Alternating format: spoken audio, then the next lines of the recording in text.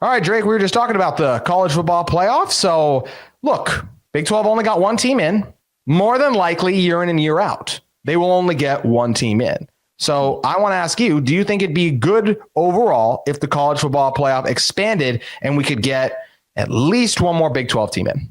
Here's what's dangerous is the SEC wants to restructure the college football playoff. And honestly, it sounds like they want to allow more teams in, specifically themselves. Why not 4 or 5 automatic bids for the SEC? And I know that Greg Sankey, somewhere in the back of his psyche, is not excited by the prospect of having to play more Big 12 schools. Here's an example of that. Is he's not asking for 16 or 24 teams. He's asking for more auto bids for the SEC. He wants his conference to have more opportunity and the Big 12 not be there. The reason why is because if BYU gets in, and this season, if BYU gets in and Ole Miss gets in, and then BYU goes and beats Ole Miss, it ruins the entire SEC agenda they're pushing. Whereas if in an automatic bid scenario, Ole Miss gets in, the Big 12 is left out, BYU, Iowa State, Colorado, one of those schools, and we never get that hypothetical matchup and Ole Miss marches wherever they march, then Greg Sankey can say, oh, well, Ole Miss was always the best. What you avoid is some really good Big 12 competition by the SEC getting more auto bids and keeping the Big 12 out. However, if we were to go to a 16 team, a 24 team, I mean, look at this. Mike Leach talked about it all the time. We said, oh, it's crazy, Uncle Mike Leach. High school football, 24 teams, 32 teams. In Texas, it is 64 teams. And you have the opportunity after you break it down. So we're in regionality. Most of these conferences still, you have this sort of, okay, well, this is your Northern Conference. This is your, and now we're spreading it across America. Well, we'll break it down to the winner of this conference in the same way the AFC East gets their champion into the playoffs. We'll break it down to where your conference champion is going to get in. And the more teams have an opportunity, the less controversy there is. If there are 24 teams, the FCS has done this to great success. They bring in more money off of that tournament than any other aspect of their football season. The Big 12 can do the college football FBS level could do the exact same thing. The playoff can do the same thing.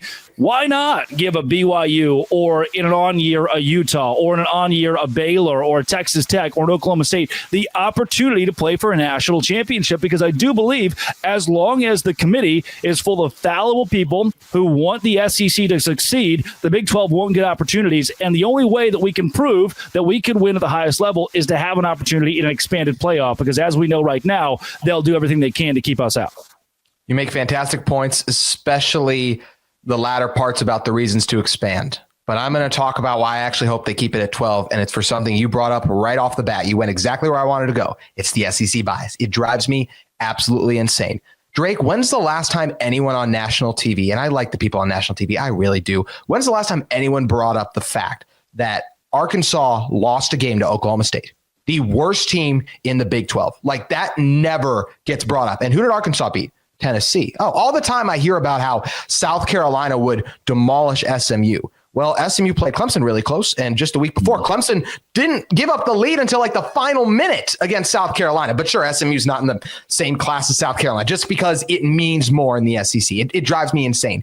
I actually think what the College Football Playoff Committee did this year by putting in SMU over Alabama gives me the hope that the Big 12 can get multiple teams, and not even just two. I think there is a world, it's unlikely, but a world where the Big 12 could even get 3 teams in. Now, it obviously requires all these teams to go basically 11-1, and maybe that second loss in the conference championship game, but that world exists. And the more we expand, if you do 16, I just think it's going to be SEC heavy. I mean, if they expanded to 16, Drake, correct me if I'm wrong, I don't know if another Big 12 team would have gotten in, right? Right, and they certainly should have. You know, BYU was near that threshold, Iowa State as well. And they talked about not punishing teams who lost their conference championship. I mean, you're in that area, and this opens up a larger conversation because I do agree that 12 is the right number. Do we go back to a computer? How do we factor in who decides the college football playoff teams? Because I mean, I know Utah fans don't want to hear it, but BYU was 10-2. They beat SMU at SMU's house. There's an argument there that games now don't matter if they were played in September. Oh, it's a different team. It's different. Well, then why play those games in September? Just go play Wofford. Go play somebody like that. So if you're a Big 12 school, you're right. 11-1 is the goal, and it really doesn't matter who you beat to get to that 11-1. Because as we've seen, the best wins the Big 12 got from Oklahoma State against Arkansas or BYU against SMU just don't really matter. Nobody talks talks about it in the end. So play who you want. The SEC does. They're going to play Mercer or UAB in one of these last weeks of the football season. And so the Big 12 should replicate that kind of schedule because strength of schedule is not taken into account in the way that it probably should be. And until we have some sort of criteria that's set, I don't know what to do. Do you want strength of schedule? Do you want wins? What do we need to do? This is Brett Yormark's question to the College Football Playoff Committee. What do we need to do from a scheduling standpoint to make sure that the maximum amount of Big 12 teams, the most Big 12 teams could get the big dance? And until there's an answer to that question, this whole thing's going to be a mess.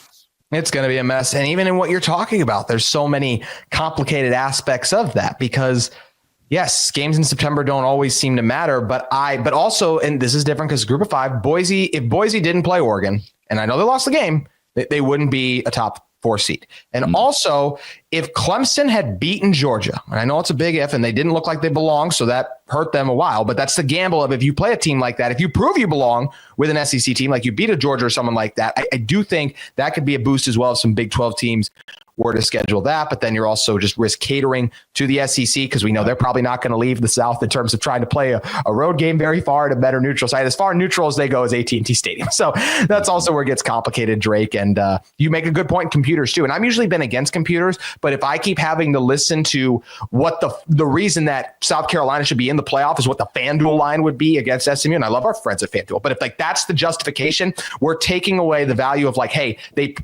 gave themselves an opportunity to be on this field. They deserve this opportunity to see what they can do. And that's where it's really sad that the sport is heading in that direction where we're just like, just because they're in the SEC, they'd be better. When Ole Miss lost to Kentucky and Kentucky's only FBS win was against Ole Miss. So it drives me nuts.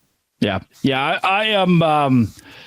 You lost to Vanderbilt. You lost to Oklahoma. We're just going to keep complaining. You lost to Kentucky. We're just going to keep complaining for teams that lost games. And so, to me, JT, it is very obvious that the Big 12 needs a more fair shake, and the SEC is going to continue to tout itself, no matter what, as the best conference in college football. And my question that I really got down to in the last couple of weeks is, strength of schedule. Who decides that? If you're all just kind of playing each other and your non-conference really wasn't that powerful, who gets to decide, you know what, because of this preseason ranking that was completely false, you get a ranked win. And this helps your strength of schedule, and the SEC is the best conference. Okay, well, if they're only really playing each other and their non-conference is pretty much cheese, then how are they going to get a strength of schedule boost? There are so many factors here that point toward other conferences, not named the Big 12, getting an unfair nod from the College Football Playoff Committee, and you're right, it's got to change. I agree with that, especially when we have teams like everyone was going crazy over LSU. LSU lost to a very middle of the road USC team, but no one talked about that, and that goes back to your point you talked about games in September. So it's a big issue. Fascinating to see how the future of the sport continues to change and evolve, not just in the transfer portal, but in the college football playoff, in the NIL era. There's a lot to unpack. And Drake, you guys can make sure you guys keep it at Locked On Big 12 to see everything that Drake does a great job covering everything that's going on. Make sure you keep it at Locked On Utes too. Drake, always fun doing these with you, my friend. JT, absolute pleasure. That'll do it for today's Locked On Utes, Locked On Big 12 crossover. We'll be back with you soon, talking all the latest in the college football world.